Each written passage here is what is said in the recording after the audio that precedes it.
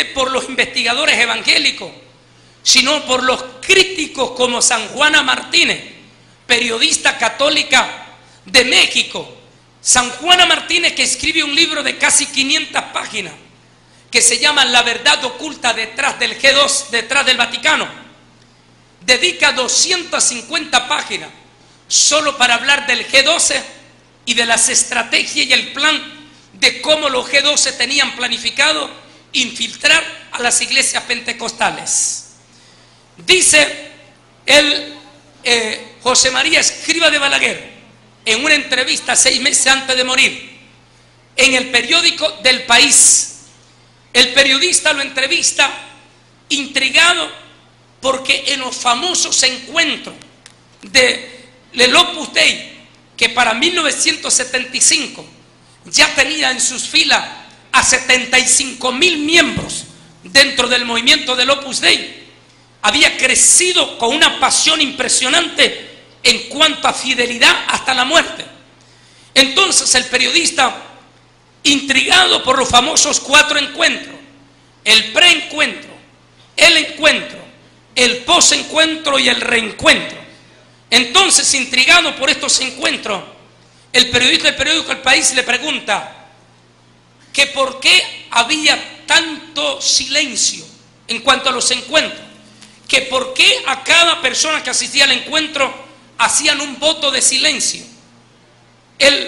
José María responde y dice: la razón que los hacemos hacer un pacto de silencio es para despertar curiosidad en los oyentes.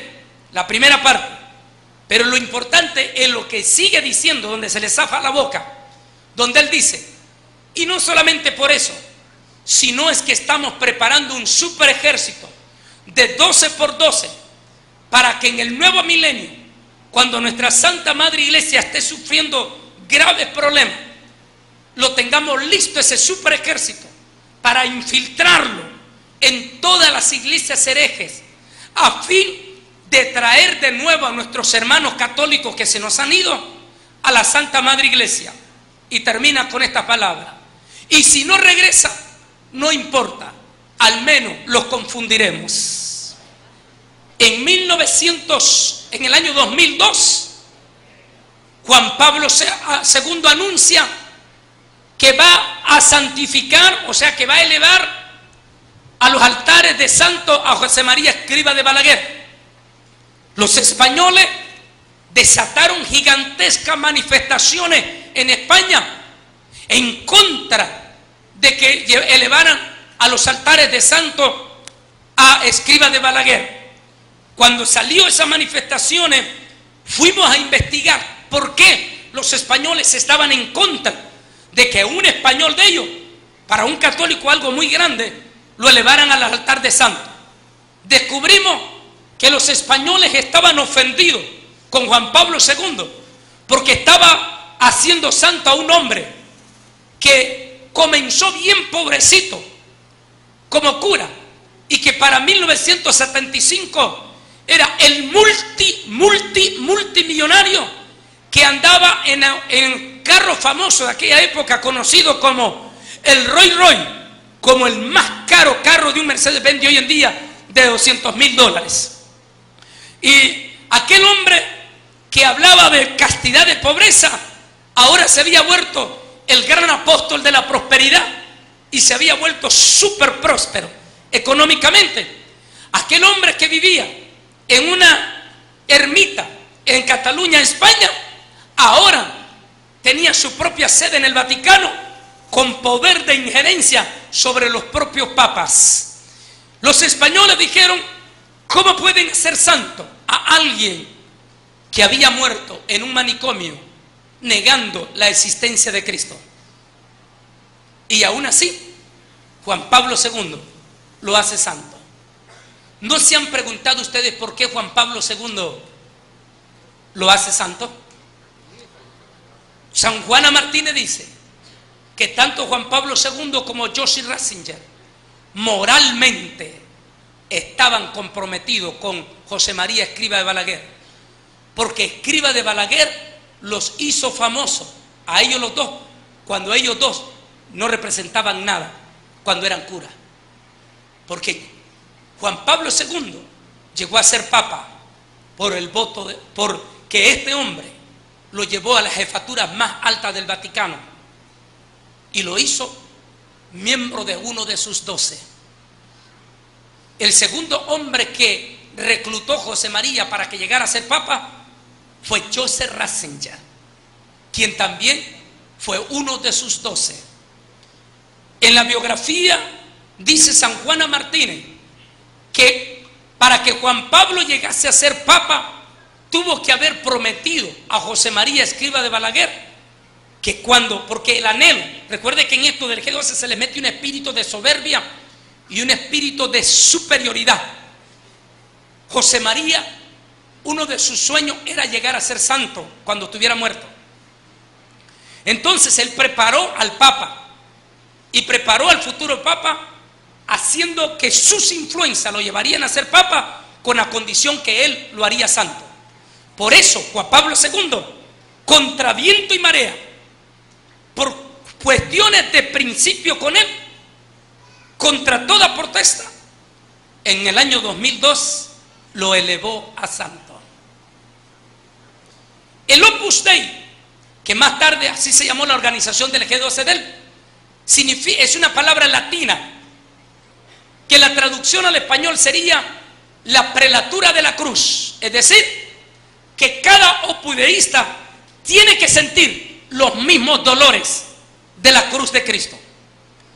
Los del Opus Dei dice que para poder llegar al cielo tienen que flagelarse, y por eso los del Opus Dei se flagelan su cuerpo para sentir dolor. Entre más dolor sienten, más se purifican. Los evangélicos en los encuentros también practican la flagelación, pero lo hacen en la forma espiritual. Los llevan a sentir dolor, dolor, dolor, dolor, dolor, dolor. Entre más dolor sienten en los encuentros, más se van a purificar. Esto se llama flagelación. ¿Quién lo practica? Los paganos, los satanistas. Dios prohíbe en Deuteronomio, y apúntelo, Deuteronomio capítulo 18, el versículo 9 hasta el versículo 12, y el hermano que me ayudó aquí en la lectura me lo va a tener lista para en su momento. Sigamos hablando de ellos. Ahí tenemos al G12 católico, San Juana Martínez, quien describe en su libro La cara oculta del Vaticano, que ha sido un bestseller para México, y que yo alcancé apenas a comprar 3 de sus libros, uno para mi suegro, uno para mí y otro para mi biblioteca.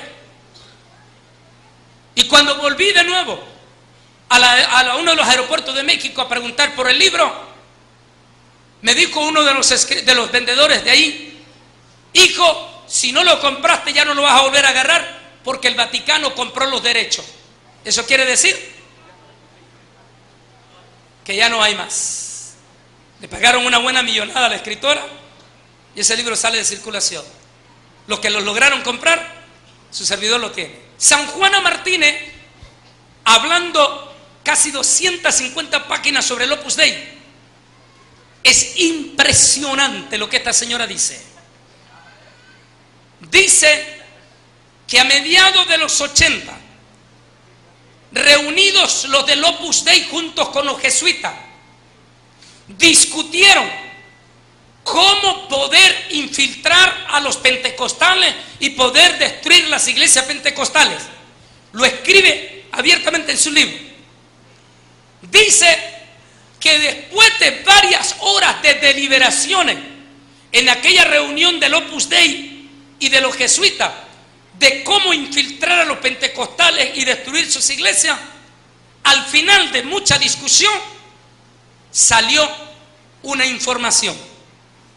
En la información proporcionada por los jesuitas descubrieron, y con todo respeto voy a decir lo que ella está diciendo. Ella dijo: descubrieron que el 82% del pastorado de la iglesia pentecostal no tienen estudios de primaria, secundaria, y la mayoría no terminó secundaria, y muy poquísimo, un menos de 5%